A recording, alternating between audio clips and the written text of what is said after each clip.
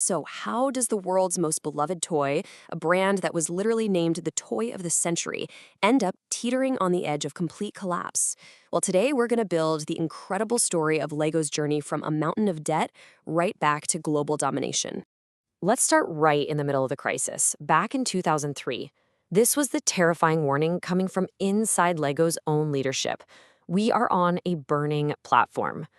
This wasn't just a company having a bad quarter, it was on fire, and they knew it.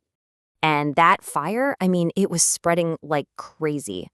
By 2004, the company was drowning in $800 million of debt.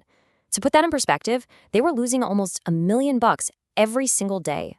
The toy of the century was just months away from being history. So how on earth did it get this bad? Well, to really get the collapse, we have to rewind and look at the original blueprint, the simple, brilliant idea that made them famous in the first place. It all started way back in a tiny Danish carpentry shop. And for decades, Lego was this amazing story of patient, steady growth, just built on quality and pure creativity. They gave us the iconic minifigure, and then in 2000, their simple brick gets named Toy of the Century. The highest honor imaginable, just 3 years before the whole thing nearly went up in smoke. It's wild. You see, the real genius, the secret sauce at the heart of their success, was this thing called the system in play. It was a really simple promise. A brick you got in 1960 would still click perfectly with one made today. This created a toy with infinite value. Okay, so if the blueprint was so perfect, how did they manage to lose the instructions to their own success? Where did it all go so wrong? Well, it really starts in the late 90s. A new kind of fear takes hold inside Lego. With video games and the internet exploding, the leadership started to believe their own product, the physical brick, was becoming obsolete. And in a panic to modernize, they just forgot what made them great. Oh man, they just started chasing everything. Theme parks, clothes, even jewelry. If it was a trend, they jumped on it. They tripled the number of new toys they were making, creating total chaos. The supply chain ballooned to over 11,000 different suppliers, and the whole system got so broken, they literally, and I mean literally, had no idea which toys were making money and which were bankrupting them. Just look at this comparison. It tells you the whole story. On one side, you have the simple, elegant system that worked. On the other, the crisis. Thousands of new parts, over 100 different colors. They were focused on everything but the brick. This complexity was just killing the discipline and the profit that built the entire company. And the results? Yeah, they were a total catastrophe. Sales dropped 30% in 2003, and then another 10% the next year. In just 2 years, almost half their business had just vanished. Something had to change, and it had to change fast. And that's when Jørgen Vig Knudstorp, the guy who warned everyone about that burning platform, steps in.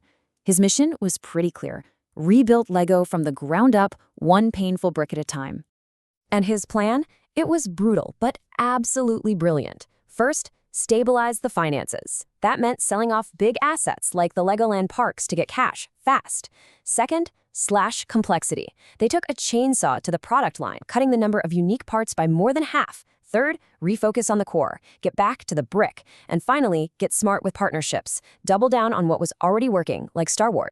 Just to give you an idea of how radical this was, they looked at their massive list of over 11,000 suppliers and cut it by a staggering 80%.